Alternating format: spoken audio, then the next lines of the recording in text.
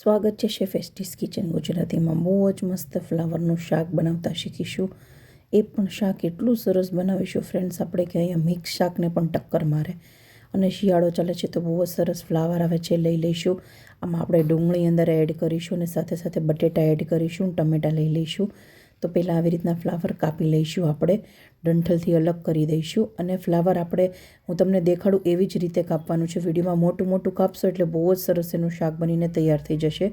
જો ફ્રેન્ડ્સ, આવી રીતના આખું ફ્લાવર રહેવા દેવાનું છે, એકદમ નાના નાના કટકા નથી કરવાના. આવી રીતના ફ્લાવર કટ કરી લઈએ અને સાથે સાથે બટેટા, ટમેટાં અને ડુંગળી પણ કટ કરી લઈશું ફ્રેન્ડ્સ.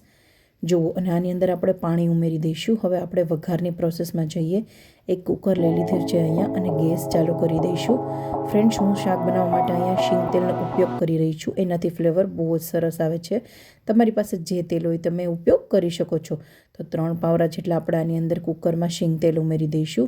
શીંગ તેલ એકદમ સરસ ગરમ થઈ જાય એટલે ફ્રેન્ડ્સ આની અંદર આપણે રાઈ ઉમેરી દઈશું. રાઈ એકદમ ક્રેકલ થઈ જશે એટલે આપણે આની અંદર જીરું ઉમેરી દઈશું અને સાથે સાથે હિંગ ઉમેરી દઈશું. આવી રીતના શાક તમે બનાવશો ને એટલે બધી રોટલીઓ તમારી ઘરમાં પૂરી થઈ જશે જેટલી બનાવી હશે, ને રોટલીઓ ખૂટશે એટલું ટેસ્ટી શાક લાગે છે. એકવાર બિલકુલથી આવી રીતના તમે ટ્રાય કરશો.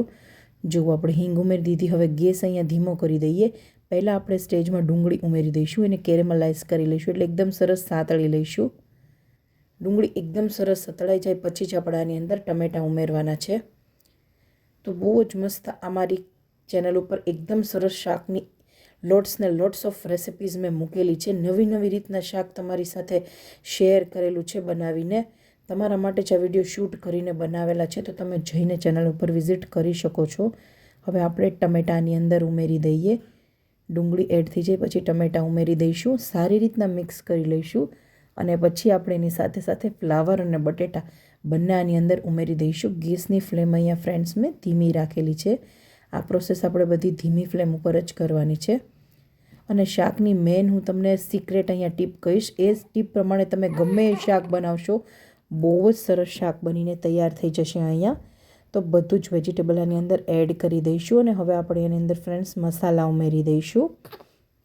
બધું એડ થઈ જાય એટલે મસાલામાં અહીંયા ફ્રેન્ડ્સ હળદર ઉમેરી દઈશું, ધાણા જીરું ઉમેરી દઈશું. લાલ મરચું તમે તમારા ટેસ્ટ પ્રમાણે થોડું ઓછું વધારે કરી શકો છો. લાલ મરચું આપણે આની અંદર ઉમેરી દઈએ.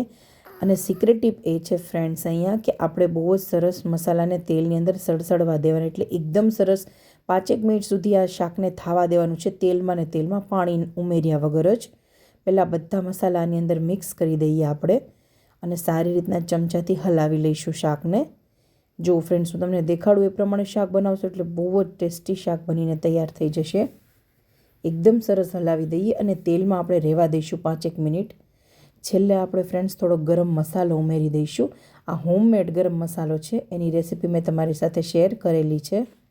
તો ગરમ મસાલો આની અંદર ઉમેરી દઈશું અને છેલ્લે આપણે થોડી એવી ખાંડ ઉમેરીશું. અહીંયા આપણે ટમેટાં ઉમેરેલા છે એટલે 1 જ ચમચી જેટલી ખાંડ ઉમેરીશું.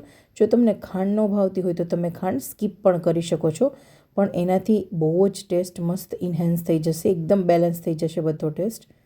જો આપણે ઉમેરી દઈએ અને અહીંયા ફ્રેન્ડ્સ એકદમ સરસ આપણું તેલમાં શાક 5 મિનિટ આવી રીતના થઈ ગયું છે એટલે અડધું ચડી ગયું છે શાક આપણું. એટલે ફક્ત ને ફક્ત 1 જ સીટી વગાડવાની છે અને અડધો ગ્લાસ જ આની અંદર પાણી ઉમેરવાનું છે એટલે એકદમ સરસ શાક બનીને તૈયાર થઈ જશે. એકદમ ફ્રેન્ડ્સ કોદા જેવું જે બનતું હોય શાક, એકદમ બફાઈ જતું હોય એવું શાક બનીને તૈયાર નહીં થાય અહીંયા. તો જો પાણી એકદમ સરસ આપણે ઉમેરી દઈએ અને હવે ઢાંકણું ઢાંકી દઈશું અને 1 જ સીટી આવવા દઈશું ને કુકર ઠરવા દઈશું. આવી જ રીતના શાક બહુ જ મસ્ત બનશે. જો ફ્રેન્ડ્સ, કુકર અહીંયા ઠરી ગયું છે. એકદમ મસ્ત આપણા ફ્લાવર આખા આવી રીતના છે. તો આવી રીતના શાક ટેસ્ટમાં બહુ જ સરસ લાગે છે. તમે રોટલી પરાઠા સાથે એડ કરી શકો છો. રેસિપી સારી લાગે તો વિડીયોને લાઇક કરી દેજો અને ચેનલ સબસ્ક્રાઈબ કરવાનું શેફ એસ્ટીસ કિચન ગુજરાતીને બિલકુલ ના ભૂલતા. ચાલો ફ્રેન્ડ્સ, હું મળું નવા વિડીયોમાં નવી રેસિપી સાથે. ત્યાં સુધી આવજો.